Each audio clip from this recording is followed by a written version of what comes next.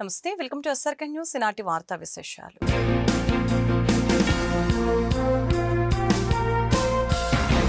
ప్రపంచంలో 4వ ఆర్థిక శక్తిగా భారతదేశాన్ని నిలిపేందుకు ప్రధాని మోదీ కృషి చేస్తున్నారని కేంద్ర సహాయ మంత్రి పెమ్మసాని చంద్రశేఖర్ తెలిపారు. గుంటూరు మెడికల్ కాలేజ్లో స్వస్థ నారీ స్వశక్తి పరివార్ అభియాన్ కార్యక్రమాన్ని బుధవారం పెమ్మసాని ప్రారంభించారు. ఈ సందర్భంగా ఏర్పాటు చేసిన స్టాల్స్ ని పెమ్మసాని పరిశీలించారు. అనంతరం ఆయన మాట్లాడుతూ మహిళల ఆరోగ్యం సమాజ ఆరోగ్యంగా భావించి ఈ కార్యక్రమానికి మోడీ శ్రీకారం చుట్టారని చెప్పారు. ఆయుష్మాన్ భారత్ కార్యక్రమం ద్వారా జిల్లాలో ఇప్పటివరకు 8.60 లక్షల మంది నమోదయ్యారని అన్నారు. కలెక్టర్ తమీం అన్సారియా మాట్లాడుతూ బాలికల రక్తహీనత, క్షయ, సికిల్ సెల్ అనీమియా, అలాగనే బీపీ, మధుమేహం వంటి పరీక్షలు కూడా ఈ కార్యక్రమం ద్వారా నిర్వహించడం జరుగుతుందని తెలిపారు. MLA Mohammed Nazeer, ZP chairperson Kattera Christina తదితరులు ఈ కార్యక్రమంలో పాల్గొన్నారు. అయితే మొట్టమొదటిగా ఈరోజు చాలా కార్యక్రమాలు ఉన్నాయి. అంటే అన్నిటికంటే ముఖ్యంగా అందరూ కూడా గుర్తుపెట్టుకోవాల్సిన విషయం, ఈరోజు ప్రధానమంత్రి మోదీ గారి జన్మదినం. ఎందుకంటే చాలామంది నాయకులు వస్తారు, ఎమ్మెల్యేలు అవుతారు, ఎంపీలు అవుతారు, ముఖ్యమంత్రులు అవుతారు, ప్రధానమంత్రులు అవుతారు. అయితే దేశ గతిని మార్చే నాయకులు ఈ ప్రపంచంలో అతి తక్కువ మంది ఉంటారు. అలాంటి వ్యక్తుల్లో మొట్టమొదటి వ్యక్తి తన జీవితాన్ని మొత్తం పూర్తిగా దేశ ప్రజల కోసం త్యాగం చేసినటువంటి వ్యక్తి శ్రీ ప్రధానమంత్రి నరేంద్ర మోదీ గారు. వారికి మనస్ఫూర్తిగా మీరందరూ కరతాళ ధ్వనులతో చప్పట్లు కొట్టాలి. ఎందుకంటే నేను ఏది పడితే అది ఎవరిని పడితే పొగట్టం అని కాదు. నేను అమెరికాలో ఉన్నాను. అమెరికాలో ఉన్నప్పుడు 25 సంవత్సరాలు ఉన్నాను, 2001 నుంచి 2024 వరకు. మొదటి 10-15 సంవత్సరాలు అక్కడ ఎవరికి దీపావళి అంటే తెలిసేది కాదు. అలాంటిది ఈ రోజున అమెరికా మొత్తం దీపావళి సెలవిచ్చి సెలబ్రేట్ చేసుకునే విధంగా చేసినటువంటి వ్యక్తి నరేంద్ర మోదీ గారు. ఆ 24 సంవత్సరాల ప్రయాణంలో ఒక ఇండియన్ అంటే ఆ గౌరవాన్ని తీసుకొచ్చినటువంటి వ్యక్తి కూడా ప్రధానమంత్రి మోదీ గారు. మరి అవి కాకుండా ఇక్కడ చూసుకుంటే ఇందులో చాలామంది చదువుకునే విద్యార్థులు ఉన్నారు. మీరు ఈ వయసులో మీకు రాజకీయాలు మీద అవగాహన ఉండకపోవచ్చు. సమాజంలో కొన్ని మార్పులు ఎందుకు వస్తాయి, ఎలా వస్తాయి అనేది తెలియకపోవచ్చు. అయినా కూడా తెలుసుకోవాలి.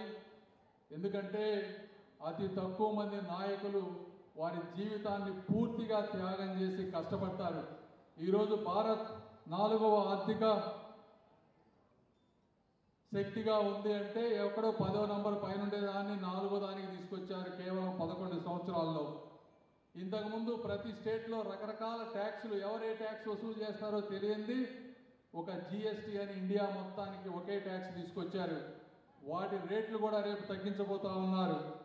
యూపీఐ ప్రతి ఒక్కరు ప్రపంచంలో ఎక్కడా లేని విధంగా ఇండియాలో ఉన్న ప్రతి ఒక్కళ్ళు కూడా యూపీఐ ద్వారా ఈ రోజున ఎక్కడ కావాలంటే ఎక్కడ మనీ ట్రాన్స్ఫర్ చేసుకునే విధానం. టెలికాంలో ఒక విప్లవం.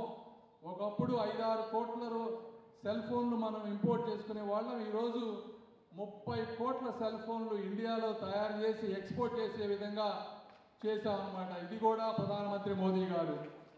ఎక్కడ చూసినా హైవేలు అద్భుతంగా ఉన్నాయి, ఎయిర్పోర్ట్లు కొత్తవి వస్తూ ఉన్నాయి. మీరు బెంగళూరు ఎయిర్పోర్ట్ వెళ్ళి చూడండి. నేను ప్రపంచం అంతా తిరిగా. ఈరోజు బెంగళూరులో ఉన్నటువంటి ఎయిర్పోర్ట్ ప్రపంచంలో ఎక్కడా కూడా లేదు, అంత అద్భుతంగా ఉంది ఈ రోజున. రైల్వే స్టేషన్లకు వెళ్ళండి, మన గుంటూరు రైల్వే స్టేషన్ ఈరోజు అద్భుతంగా తయారవుతూ ఉంది. అన్ని రైల్వే స్టేషన్స్ ఇంప్రూవ్ అవుతూ ఉన్నాయి. అదేవిధంగా ఇంతకుముందు 11 సంవత్సరాల క్రితం గ్రామాల్లో ఎలక్ట్రిసిటీ ఉండేది కాదు, ఎల్పిజి గ్యాస్ ఉండేది కాదు. ఈరోజు ప్రతి గ్రామంలో కూడా ఎలక్ట్రిసిటీ ఉంది. ఎందుకంటే బల్బు కనిపెట్టిన వాళ్ళని మనం మర్చిపోతాం, ఎవరో చాలామందికి తెలియదు. అది బల్బు కనిపెట్టక ముందు జీవితం సాగించిన వాడికి మాత్రమే బల్బు విలువ తెలుస్తుంది. అదేవిధంగా ఇవన్నీ వచ్చాయి కాబట్టి చాలామంది పిల్లలకు వాటి విలువ తెలియదు. ఇవన్నీ కూడా ఒక కృత నిశ్చయంతో చేసినటువంటి వ్యక్తి ప్రధానమంత్రి మోదీ గారు. నక్సలైట్ల పేరుతో గిరిజనుల్ని చంపి అటవీ సంపదను దోచుకోవడానికి ప్రభుత్వాలు ప్రయత్నిస్తున్నాయని సిపిఐ జాతీయ కార్యదర్శి కె నారాయణ ధ్వజమెత్తారు. కొత్తపేటలోని సిపిఐ కార్యాలయంలో బుధవారం మీడియాతో నారాయణ మాట్లాడారు. గిరిజనుల్ని ఖాళీ చేయించి సంపదను కార్పొరేట్ సంస్థలకు అప్పగించి ఖనిజాలను దోచుకునే ప్రయత్నం జరుగుతుందని అన్నారు. మెడికల్ కళాశాలల ప్రైవేటీకరణ సమంజసం కాదని, ప్రభుత్వమే కళాశాలని కొనసాగించాలని డిమాండ్ చేశారు. కేంద్రం సానుకూలంగా నక్సలైట్లతో చర్చలు జరపాలని విజ్ఞప్తి చేశారు. ఇది దేశ రాజకీయాలు, అంతర్జాతీయ రాజకీయ విధానాలు, ముఖ్యంగా బీజేపీ అనుసరించే విధానాలు, దానికి వ్యతిరేకంగా ఇండియా ఫ్రంట్ని బలపడడానికి ఉపయోగపడేటువంటి చర్చిస్తాం. అయితే మాకు కూడా ఏంటంటే ఈ పార్టీలో యువత ఇంకా రావాలి, అంత ఇప్పుడు రావడం లేదు, తగ్గుతా ఉంది. ఈ మధ్య అది పెరిగినా కూడా ఇంకా పూర్తిగా రావాలి. ఎందుకంటే ఇప్పుడు యూత్ ప్రామినెంట్ రోల్ ప్లే చేస్తున్నారు. ఇప్పుడు బంగ్లాదేశ్లో ఎంపికైన ప్రభుత్వాన్ని 6 నెలల్లో అది ప్రతిపక్షాలు పొలగొడతాయి, జనమే పొలగొడతారు, రాజకీయ పార్టీ పొలగొడతారు. మాకు కమ్యూనిస్ట్ పార్టీ అంటుంది, మళ్ళీ ఏం లేదు, జనం పొలగొట్టారు.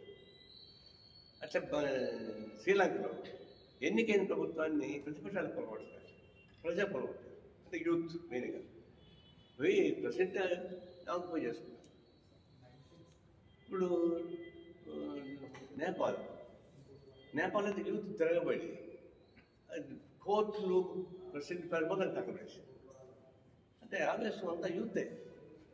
అంటే ప్రపంచవ్యాప్తంగా యూత్లో ఒక మార్పు వస్తారు. అది ఆ మార్పు ఎస్టాబ్లిష్మెంట్ ఎప్పుడైతే అరాచకాలు చేస్తారో దానికి వ్యక్తికి తిరుగుబాటు చేస్తారు. దానికి రాజకీయ పార్టీ సంబంధం లేకుండా వాళ్ళే చోటు తీసుకుంటారు. అది ఒక విధంగా దాన్ని సానుకూల వైఖరి చూడాల్సి వస్తుంది. ఎప్పుడైతే ఆ పాలక వర్గాలు ప్రజానీకాన్ని అవమానపరిచే పద్ధతుల్లో పీడించే పద్ధతులు కొనసాగిస్తూ పొలిటికల్ పార్టీస్ ఎస్టాబ్లిష్ అయినప్పుడు వాళ్ళు ఏం చేయలేకపోయినా జనం తిరగబడి చేస్తుంటే అర్థం చేస్తుంది.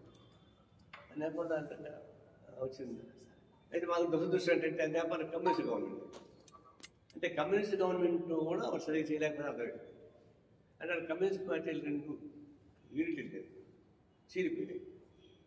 రాజశేఖర పరిపాలనకు వ్యతిరేకంగా పోరాటం సాగించడంలో ఒకవైపు మావోయిస్టులు, ఇంకొక వైపు కమ్యూనిస్టులు కలిసి ఫైట్ చేస్తే రాజశేఖర పరిపాలన పోయింది.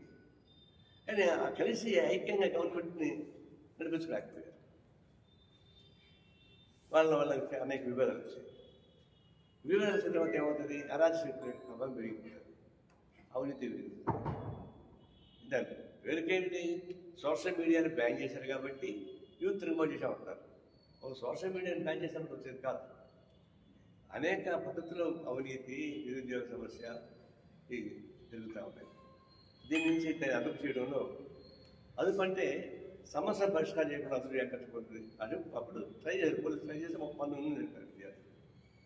తురకపాలెం ప్రజలు పరిశుభ్రతను పాటిస్తూ కాచి చల్లార్చిన నీటిని తాగాలని గుంటూరు కలెక్టర్ ఏ తమీం అన్సారియా తెలియజేశారు. గ్రామంలో సంభవించిన ఆకస్మిక మరణాలు, ప్రస్తుత స్థితిగతులపై ఆరా తీయడానికి బుధవారం కలెక్టర్ తురకపాలెంలో పర్యటించారు. నీటి తొట్టెలపై మూతలు ఏర్పాటు చేసుకోవాలని చెప్పారు. అనారోగ్య సమస్యలు అనుమానం ఉన్నట్లు అయితే వైద్య శిబిరానికి వెళ్లి పరీక్షలు చేయించుకోవాలని అన్నారు. Indian stroke association president doctor P Vijaya brain stroke time to act అంశంపై అంతర్జాతీయ సదస్సులో ప్రసంగించి గుంటూరు ఖ్యాతిని ప్రపంచానికి చాటి చెప్పారు. ఈ నెల 12 నుంచి 15 వరకు జపాన్లోని హ్యోగ్ మెడికల్ యూనివర్సిటీ కోబే క్యాంపస్లో ఆసియా పసిఫిక్ స్ట్రోక్ కాన్ఫరెన్స్ జరిగింది. దేశం తరపున ఆహ్వానం లభించి వెళ్లి ప్రసంగించినట్లు తెలిపారు. బుధవారం లలిత హాస్పిటల్ ఏర్పాటు చేసిన మీడియా సమావేశంలో ఆమె మాట్లాడారు. అధునాతన stroke care global local challenges నినాదంతో ఈసారి సదస్సు నిర్వహించడం జరిగిందని అన్నారు. గాలి కాలుష్యం అనేది పెరాలసిస్ కి ఒక కారణమని చెప్పారు. ఏడాదికి ఒకసారి బీపీ, కొలెస్ట్రాల్ వంటి పరీక్షలు చేయించుకోవాలని చెప్పారు. అదేవిధంగా ఆరోగ్యవంతమైన ఆహారం ద్వారానే పెరాలసిస్ రాకుండా చూసుకోవచ్చని అన్నారు. 40 ఏళ్లలోపు వారికి అధికంగా పెరాలసిస్ వస్తుందని చెప్పారు. పెరాలసిస్ లక్షణాలు కనిపించిన వెంటనే హాస్పిటల్కి 4 గంటలలోపు తీసుకువెళ్లి చికిత్స అందించడం ముఖ్యమని చెప్పారు. తాను పాల్గొన్న సదస్సులో New Zealand, China, Australia, Korea, Singapore, Switzerland, America, Ireland, Thailand, Taiwan తదితర దేశాల నుంచి ప్రముఖ వైద్యులు, పరిశోధకులు పాల్గొన్నారని తెలియజేశారు. ఆ ప్రపోజల్ అనేది నేను ఏషియా దేశాల్లో ఎక్కువగా యువత ఉంటారు. ఈ పెరాలసిస్ అనేది మనకి ఏషియా దేశాల్లో తొందరగా వస్తుంది. అమెరికాలో యూరోప్లోనేమో 70 ఏళ్ళకి 60 ఏళ్ళకి వస్తుంటే మనకు ఆసియా దేశాల్లో 40 ఏళ్ళకే జబ్బులు స్టార్ట్ అయిపోతున్నాయి. అందుకని దీని మీద ప్రత్యేకంగా మనకి పరిశోధనలు జరిపి దీని నివారణకి చర్యలు చేపట్టాలనే ఉద్దేశంతో ఈ ఏషియా పెసిఫిక్ ఆర్గనైజేషన్ మొదలైందనమాట. ఈ సందర్భంగా నా ఒక సూచన మేరకు 20 దేశాలు ఉంటాయి, సభ్య దేశాలు ఏపీఎస్ఓలో. 20 దేశాల రౌండ్ టేబుల్ కాన్ఫరెన్స్ అనేది ఒకటి ఫస్ట్ టైం మొట్టమొదటిసారిగా ఈ కాన్ఫరెన్స్లోనే ఆర్గనైజ్ చేశారు. అది మనం చెప్పినందుకు ఇది గుర్తుగా మనల్ని ఇది గుర్తించడమే కాకుండా వాళ్ళందరూ కూడా ఏషియా ప్రెసిడెంట్ అయిన ఏపీఎస్ఓ ప్రెసిడెంట్ ఆవిడ ప్రత్యేకంగా మమ్మల్ని అభినందించారు. అందులో ఏం చేశారంటే మనకు అరగంట కేటాయించారు మాట్లాడటానికి, మిగిలిన అన్ని దేశాలకు కలిపి అరగంట కేటాయించారు. సో నేను వెళ్ళినప్పుడు వాళ్ళ విషయంలో మనం ఇక్కడ భారతదేశంలో మేము చేస్తున్న కృషి ఎట్లా అయితే మనం ఇండియన్ స్ట్రోక్ అసోసియేషన్ ఇక్కడ పెరాలసిస్ని నివారించడానికి, ప్రజల్లో అవగాహన తేయటానికి, గుర్తించడం ఎట్లాగా, దాని ట్రీట్మెంట్స్ ఎలా తీసుకోవాలి, రాకుండా ఎలా చేయాలి అనే దానికి మనకి మీకు తెలిసి మీ అందరికీ చెక్ బీపీ స్టాప్ స్ట్రోక్ అనే ప్రోగ్రాం మనం పెట్టాము. 18 ఏళ్ళ నుంచి ప్రతి వాళ్ళు బీపీ చూపించుకుంటే సగం పెరాలసిస్లు రావు అనేసి ఇలాంటి కొత్త కొత్త కాన్సెప్ట్స్ కూడా మనం భారతదేశంలో వేరియస్ స్టేట్స్లో చేస్తున్న విషయము వాళ్ళకి అక్కడ అన్నీ వివరించాము. మన పవర్ పాయింట్ ప్రజెంటేషన్తో వివరించాము. వాళ్ళు కూడా చాలా ఇంప్రెస్ అయ్యి వాళ్ళు కూడా కొన్ని సలహాలు సూచనలు వాళ్ళ దేశంలో చేసే ఏం చేస్తారనేది ఇదంతా there was a very good discussion. ఎలాగ మనం కోఆపరేట్ చేసుకుని ఇవన్నీ ముందుకు తీసుకెళ్ళాలి అనేది చర్చించాము. ఇంతేకాకుండా సైంటిఫిక్ సెషన్స్ జరుగుతాయి. అంటే ఒక్కొక్క భాగంలో నేను 2 విషయాల మీద మాట్లాడాను. ఒకటి స్త్రీలలో వచ్చే పక్షవాతం. అన్ఫార్చునేట్లీ ఏంటంటే ఈ పక్షవాతం అనేది స్త్రీలలో ఎక్కువగా సీరియస్గా వస్తుంది. 60% మరణాలు పక్షవాతంతో మరణాలు స్త్రీలలో జరుగుతుంది. ఎందుకంటే వాళ్ళకి పెరాలసిస్ రావటం అనేది తీవ్రంగా వస్తుంది, రికవరీ కూడా చాలా తక్కువగా ఉంటుంది మగవాళ్ళతో కంపేర్ చేస్తే.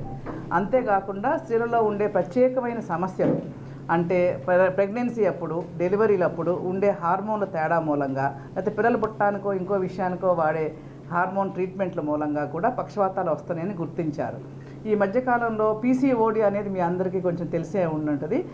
పాలిసిస్టిక్ ఓవేరియన్ సిండ్రోమ్ అనేది ఒక సమస్య 20-25% ఆడపిల్లల్ని చాలా ఇబ్బంది పెడుతోంది. ఈ జబ్బు కూడా కార్డియోవాస్కులర్ లింక్ అని గమనించారు. పరిశోధనలో తేలింది ఏంటంటే ఈ సమస్య ఉన్నవారికి మెటబాలిక్ సిండ్రోము, హార్ట్ అటాక్సే కాకుండా పెరాలసిస్లు అనేవి సంభవిస్తున్నాయి అనేసి కూడా ఒకటి కొత్తగా కనుక్కున్నారు. అందుకని ఇది చిన్న వయసులో కూడా ఇది మనకి అవగాహన ఉండాలి, సో దట్ వీళ్ళకి దాని నుంచి కూడా రక్షించాలి అనేది చర్చలు జరిగినాయి. రెండో important phase of women's life ఏంటంటే ప్రెగ్నెన్సీ వచ్చిన తర్వాత డెలివరీ అయ్యి 6 వారాల వరకు కూడా బ్రెయిన్ అనేది చాలా సున్నితంగా ఉంటుంది. వీళ్ళకి పక్షవాతాలు వచ్చే అవకాశం చాలా 4 రెట్లు ఎక్కువ ఉంటుంది ఆ ప్రెగ్నెన్సీ టైంలో, డెలివరీ అయినాక కూడా. 2 కారణాలు. అగైన్ మళ్ళీ బీపీ పెరుగుతుంది కొంతమందికి ప్రెగ్నెన్సీలో. దాన్ని hypertensive disorders of pregnancy, ఎక్లాంప్షియా, pre ఎక్లాంప్షియా అంటారు. ఒకప్పుడు అది గుర్రపాతం అనేది వచ్చిపోయేది అనుకునేవాళ్ళు. ఇప్పుడు మనకు తెలుసు ఈ స్త్రీలలో ఆ బీపీ అప్పుడు రావటమే కాకుండా తర్వాత లైఫ్లో కూడా వస్తుంది. దాని నుంచి కూడా మనం రక్షించాలి అనేది ఇప్పుడు పరిశోధనలో తేలింది. ఇంకో ప్రత్యేకమైన స్పెషల్ పెరాలసిస్ ఏంటంటే లేడీస్లో వచ్చేది సివిటి, సెరిబ్రల్ వీనస్ థ్రాంబోసిస్ అని అంటారు. అదేంటంటే ఆర్టరీస్ బ్లాక్ అయ్యే బదులు వెయిన్స్ బ్లాక్ అవుతాయి అన్నమాట. ఇది కూడా ప్రత్యేకంగా డెలివరీ తర్వాత వచ్చే అవకాశం చాలా ఎక్కువ. ఇవన్నీ కూడా రకరకాలుగా వస్తాయి కాబట్టి దాని యొక్క గుర్తించడము లేట్ అవుతుంది. ఆ లేట్ అవటం మూలంగా వాళ్ళు చాలామంది డిజబిలిటీ అంటే చెయ్యి కాలు పోవటము, లేదా ఫిట్స్ రావటము, లేదా కోమాలోకి పోవటం వంటివి జరుగుతున్నాయి. ఇవన్నీ కూడా ఈ సదస్సులో చర్చించారు. ఇంకొక అంశం ఏం చర్చించానంటే వాస్కులైటిస్ అండ్ ఇన్ బ్రెయిన్. రక్తనాళాలు కొంతమందికి ఏం కారణం లేకుండా వస్తుంది, 30 ఏళ్ళకి లేకపోతే 20 ఏళ్ళకి, ఇలా చిన్నపిల్లల్లో కూడా బీపీ ఉండదు, షుగర్ ఉండదు, కొలెస్ట్రాల్ ఉండదు, స్మోకింగ్ ఉండదు. అయినా కూడా వీళ్ళలో కొత్తగా ఈ మధ్యకాలంలో వాస్కులైటిస్ అనే జబ్బు మూలంగా కూడా బ్రెయిన్ పెరాలసిస్ వస్తుంది అని గమనించాము. దాని మీద పరిశోధన పత్రం సమర్పించాను నేను. దాంట్లో ఏమవుతుందంటే రక్తనాళాలన్నీ కూడా ఇన్ఫ్లమేషన్ వస్తుంది, రక్తాలన్నీ ముడుచుకుపోయేసి దాని మూలంగా పెరాలసిస్లు వస్తున్నాయి. వీటికి ప్రత్యేకంగా గుర్తించడానికి కొన్ని పరీక్షలు, కొన్ని వెన్నునీరు పరీక్ష లేకపోతే యాంజియోగ్రామ్ వంటివి చేసి వాటికి ప్రత్యేకమైన ట్రీట్మెంట్స్ ఇవ్వాల్సి ఉంటుంది. ఇంత మనం ఎందుకు మాడుకోవాల్సి వస్తుంది అంటే ఒక 100 మందికి పక్షవాతం వస్తే దాంట్లో మనకి 50 మందికే కారణం తెలుసు, మనకి మిగిలిన 50 మందిలో కారణం తెలియదు. ఇంకా చాలా విషయాలు జరిగే కొద్దీ ప్రతి సంవత్సరం మనకి పరిశోధనలో కొత్త విషయాలు వెల్లడవుతున్నాయి. ఆ పరిశోధనలో వెల్లడైన విషయాల్ని మనకి ప్రజానీకానికి ఎట్లా అయితే ఉపయోగపడుతుంది, దాన్ని మన ప్రాక్టికల్గా ఎట్లా మనం ఉపయోగించుకోవాలి, వీళ్ళకి ఇన్ఫర్మేషన్ నుంచి మనం జనాల్ని ఎట్లాగా ప్రభావితం చేసి వాళ్ళని రక్షించుకోవడానికి అనేది ఉద్దేశం. ఈ సదస్సులో international speakers, world stroke leaders అందరూ కూడా పాల్గొన్నారు. కాంగ్రెస్ పార్టీ నేతల బృందం గుంటూరు రూరల్ తుర్కపాలెంలో పర్యటించింది. PCC working president Mastan Vali, DCC అధ్యక్షులు చిలక విజయ్, పార్టీ నేతలు L Eswararao, Korivi Vinay Kumar, doctor John Babu, Bila Sunil తదితరులు గ్రామంలో పర్యటించి బాధిత కుటుంబాలను పరామర్శించారు. అనంతరం కాంగ్రెస్ నేతలు మీడియాతో మాట్లాడారు. త్రాగునీరు కలుషితమైన కారణంగానే స్థానిక ప్రజలు అనారోగ్యానికి గురయ్యారని చెప్పారు. రాష్ట్ర ప్రభుత్వ నిర్లక్ష్యం కారణంగానే తుర్కపాలెంలో మరణాలు సంభవించాయని చెప్పారు. ఆకస్మిక మరణాలపై స్పష్టమైన ప్రకటన చేయాలని డిమాండ్ చేశారు. ఇప్పటికైనా ప్రభుత్వం మేల్కొని స్వచ్ఛమైన త్రాగునీరు సరఫరా చేయాలని సూచించారు. మృతుల కుటుంబాలకు 50 లక్షల పరిహారం, ఇంటికి ఉద్యోగం ఇవ్వాలని కోరారు.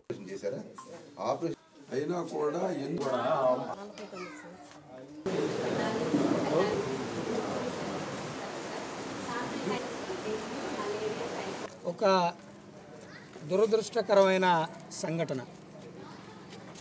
బాధితులు ఇప్పుడు మనం వెళ్తూ ఉంటే మీరు మీడియా వాళ్ళందరూ చూస్తూనే ఉన్నారు. ఒక్కొక్క కుటుంబంలో 3-4 బిడ్డలున్న తండ్రులు, ఒక కుటుంబంలో తల్లి తండ్రి చనిపోతే వాళ్ళని చిన్నపిల్లలప్పటి నుంచి పెంచి పోషించుకొచ్చినటువంటి 80-85 సంవత్సరాల బామ్మ వాళ్ళ మనవడిని కోల్పోయి ఏ రకంగా ఏడుస్తూ ఉందో మీరు చూశారు. ఒక దురదృష్టకరమైన సంఘటన జరిగింది. అందులో ప్రభుత్వ వైఫల్యం కనపడతా ఉంది. పంచాయతీ అధికారులు, ప్రభుత్వ వైద్యులు, స్థానిక ఎమ్మెల్యే, రాష్ట్ర ఆరోగ్య శాఖ మంత్రి, సాక్షాత్తు డిప్యూటీ సీఎం అందరూ ఇందులో బాధ్యులే. జరిగిన దానికి మీరేం న్యాయం చేశారు? ఇంతవరకు ఆ బాధితులు ఎలా చనిపోయారన్నది క్లారిటీ చెప్పలేదు. ఇంత అత్యాధునికమైన యుగంలో మీరు దేన్ని దాస్తా ఉన్నారు? నిజంగా అసలు దేనన్నా దాస్తా ఉన్నారా? మీకు నిజంగా తెలియలేదా? ఏ కారణం చేత చనిపోయారన్నది మీకు తెలియలేదా? తెలియకపోతే ఈ యంత్రాంగం అంతా వృధా. ఈ రాష్ట్ర ప్రభుత్వం చెప్పే హైటెక్ టెక్నాలజీ అంతా వృధా. సాక్షాత్తు కేంద్ర మంత్రి గారు వచ్చారు, పెమ్మసాని గారు. మేము చూస్తూ ఉన్నాం, గమనిస్తూ ఉన్నాం. మంత్రులు వస్తున్నారు, పోతున్నారు, ఏం జరుగుతుందో చూద్దామని చెప్పని మేము కొంచెం సమయం తీసుకున్నాం. చాలా సున్నితమైన అంశం ఇది. అందరూ హడావుడి చేస్తే బాధితులు భయపడతారు, భయభ్రాంతులకు గురవుతారు, ఏం జరుగుతుందో అర్థం కాక చాలా ఇబ్బందులు పడతారని 2-3 వారాలు అవుతుంది. సాక్షాత్తు ముఖ్యమంత్రి గారు దీని మీద సమీక్ష చేసి పుష్కరాల్లో ప్రమాదం జరిగింది. సరే, ఎవరి వైఫల్యం అన్నా కానీ, మీ అత్యుత్సాహం కానీ, ఇంకొకరిది కానీ, బాధితులకు వెంటనే పరిహారం చెప్పారు కదా. ఈ మరణాలు మీకు ఎందుకు లెక్కలోకి రావట్లేదు? వీళ్ళని ఎందుకు మీరు గుర్తించట్లేదు? ఏంటి అన్యాయం? బాధితులకు సత్వర న్యాయం చేయాల్సిన బాధ్యత మీకు ఉంది కదా. ఇంటికో ఉద్యోగము, కుటుంబానికి కొంత కాంపన్సేషన్. మా ఉద్దేశం అయితే, మా అధ్యక్షురాలు చెప్పడం అయితే కనీసం 50 లక్షలు ఇవ్వాలి అని చెప్పని, కనీసం ఒక్కొక్క మరణానికి ఆ కుటుంబానికి ఏదో ఒక భరోసా కల్పించాలి కదా. దశలవారీగా అనారోగ్యంగా సడన్గా 2-3 రోజుల్లోపు జ్వరాలు రావటం, మరణించటం, అనేక రకాలైనటువంటి హెల్త్ ఇబ్బందులు అనేటటువంటి నెపం మీద ప్రభుత్వం రకరకాలైనటువంటి పరీక్షలు అనే పేరు మీద రకరకాలైన డాక్టర్లు సిరి అని పరిశోధనని బెంగళూరు నుంచి వాళ్ళని చెప్పి, లేదా గుంటూరు మెడికల్ కాలేజ్ టీం పరీక్షలు చేస్తూ ఉన్నారని చెప్తా ఉన్నారు. కానీ వరల్డ్ హెల్త్ ఆర్గనైజేషన్ వాళ్ళు ఒకళ్ళు ఏం చెప్తున్నారంటే, ఒక గ్రామంలో నెలలో 4 మరణాలు సంభవిస్తే అది తీవ్రమైనటువంటి గ్రామంగా ఉండాలి అని చెప్పి వరల్డ్ హెల్త్ ఆర్గనైజేషన్ వాళ్ళు చెప్తా ఉన్నారు. ఆ నామ్స్ని ఎందుకు తీసుకోవట్లేదు? ఇక్కడ ఇవాళ ఈ అధికారంలో ఉన్నటువంటి కూటమి ప్రభుత్వం కానీ, ముఖ్యమంత్రి ఉప ముఖ్యమంత్రి లోకేష్ గారు కానీ ఈ గ్రామాన్ని సందర్శించి ఈ గ్రామ బాధ్యతని ఇట్లానే ఇదే విధంగా చాలా చోట్ల విజయవాడలో వస్తూ ఉండే డయారాతో బాధపడతా ఉన్నారు, గోదావరి జిల్లాలో కూడా ఇదే విధంగా బాధపడతా ఉన్నారు. కానీ ఇవాళ ఇక్కడ తురకపాలెంలో ఈ విధంగా జరుగుతూ ఉన్నా వచ్చి ఎందుకు వాళ్ళని ఆదరించట్లా, ఎందుకు ధైర్యం చెప్పలేనటువంటి పరిస్థితులు ఉన్నారు. రకరకాలైనటువంటి ఇప్పుడు ప్రభుత్వం ఒకసారి ఏం చెప్తారు, పోయిన కలెక్టర్ నాగలక్ష్మి గారు యురేనియం ఉంది వాటర్లో, కానీ ప్రమాద శాతానికి మించి లేదు అని చెప్పారు. ఇవాళ ఉన్నటువంటి కలెక్టర్ ఛార్జీ తీసుకోగానే బిలో 3% ఉందని చెప్పి ఈవిడి గారు చెప్తా ఉన్నారు. ఏది నమ్మాలి? ఇక్కడ ఉన్నటువంటి ప్రజలు ఇవాళ ఒక అయోమయంగా ఉన్నారు. మంచినీళ్ళు వాటర్ ద్వారాగా తీసుకొచ్చి ప్రయత్నం చేస్తూ ఉన్నారు. ఎన్ని రోజులు ఈ విధంగా నీళ్లు పోస్తారు ఇక్కడ? ఇదంతా చూస్తూ ఉంటే ప్రభుత్వం చోద్యం చూస్తూ ఉంది, గురువు పెట్టి నిద్రపోతూ ఉంది. నష్టపోయిన పాపం చాలామంది పని చేసుకుంటే కానీ డొక్కాడనటువంటి ప్రజలు ఉన్నారు. వాళ్ళకి ఏ విధమైనటువంటి ఆర్థిక సహాయం, ఏ విధమైనటువంటి జీవిత భద్రత కల్పిస్తారో ప్రభుత్వం వెంటనే చెప్పాలని చెప్పి డిమాండ్ చేస్తూ ఇవాళ కాంగ్రెస్ పార్టీ దీన్ని చాలా తీవ్రంగా తీస్తూ ఉంది. దశల వారీగా ఈ ప్రభుత్వాన్ని మెడలు వంచి ఈ తురగపాలెం గ్రామంలో జరిగేటటువంటి విపత్కరాన్ని వెంటనే అరికట్టకపోతే దీన్ని ప్రత్యక్ష ఆందోళన చూస్తారని చెప్పి ప్రభుత్వాన్ని హెచ్చరిస్తాం. సమావేశాలు పెట్టి చాలా ఇబ్బంది చేస్తూ ప్రజలకు ఏం అవసరమో అది చూడట్లా. ఇవాళ సామాన్యులు ప్రొసీజర్ కూడా చాలా కష్టమైంది. రాజధానికి గుంటూరు జిల్లా, గుంటూరు పట్టణానికి 5 కిలోమీటర్ల దూరంలో ఉన్న ప్రాంతం. ఈ ప్రాంతంలో దారుణం జరగడం అనేది శోచనీయం. ప్రభుత్వం ఎప్పటికైనా కళ్ళు తెరిచి వారికి కావాల్సిన ఆర్థిక సహాయం, చనిపోయిన కుటుంబాలకి ఆర్థిక సహాయం, వారి యొక్క ఆరోగ్యం పట్ల శ్రద్ధ వహించి అట్లనే హాస్పిటల్లో ఉన్న వాళ్ళకి వాళ్ళకి కావాల్సిన సౌకర్యాలు, గ్రామంలో కూడా ఉపాధి హామీ పథకం కింద అనేక రకాల సౌకర్యాలు కల్పించి వాళ్ళు ఆర్థికంగా బలపడేది కృషి చేయాల్సిన అవసరం ఉంది. ఈ గ్రామంలో ప్రత్యేకమైన శ్రద్ధ వహించాలి. కేంద్ర మంత్రి వచ్చి చూసినా, మరి శాసనసభ్యుడిగా ఉన్న ఆయన మాజీ కలెక్టర్ ఉన్నా కూడా ఇంత నిర్లక్ష్యంగా, ఇంత నేర్పుతున్నా ఏ ప్రభుత్వం ఇలా ఉండదని చెప్పని మరి విజ్ఞప్తి చేస్తూ తక్షణ చర్యలు తీసుకోవాలని చెప్పి. గుంటూరు పట్టాభిపురంలోని రైల్వే డిఆర్ఎం కార్యాలయంలో స్వచ్ఛత హీ సేవ 2025 కార్యక్రమంలో భాగంగా స్పెషల్ శానిటేషన్ డ్రైవ్ జరిగింది. డిఆర్ఎం సుదేష్ణ సేన్ డ్రైవ్ ని ప్రారంభించి పరిసరాలు స్వయంగా పరిశుభ్రం చేశారు.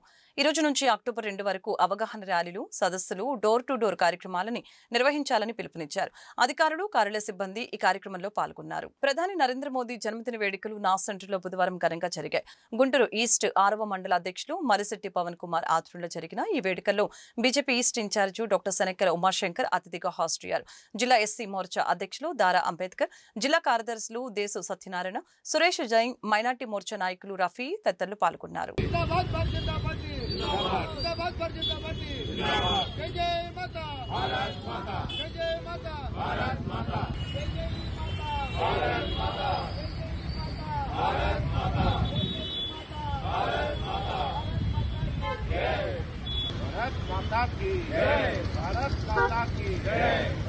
నరేంద్ర మోడీ గారి నాయకత్వం, నరేంద్ర మోడీ గారి నాయకత్వం.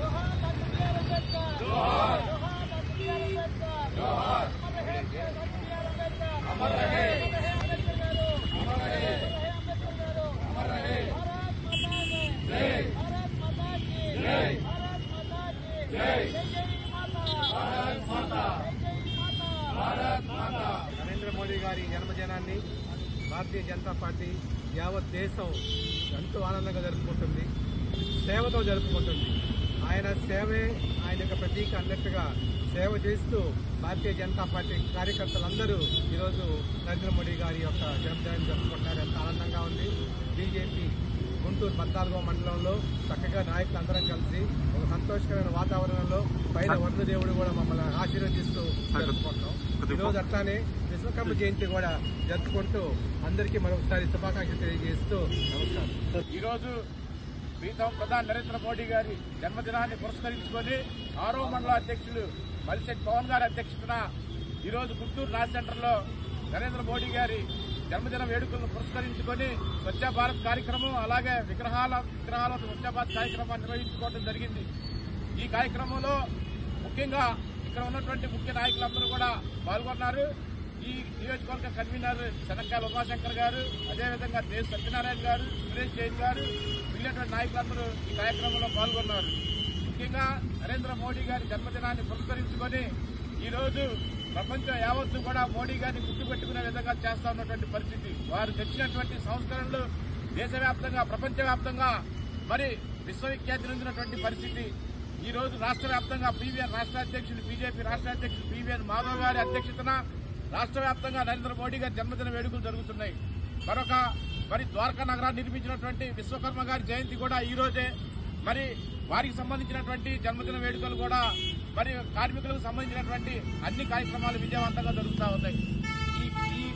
ఈ సందర్భంగా జన్మదిన వేడుకల్లో పాల్గొనే అవకాశం కల్పించినందుకు ప్రతి ఒక్కరు ధన్యవాదాలు తెలియజేస్తున్నాను. ఈ వార్తలు ఇంతటితో సమాప్తం. మరొక బులెటిన్ మళ్ళీ కలుద్దాం. నమస్కారం.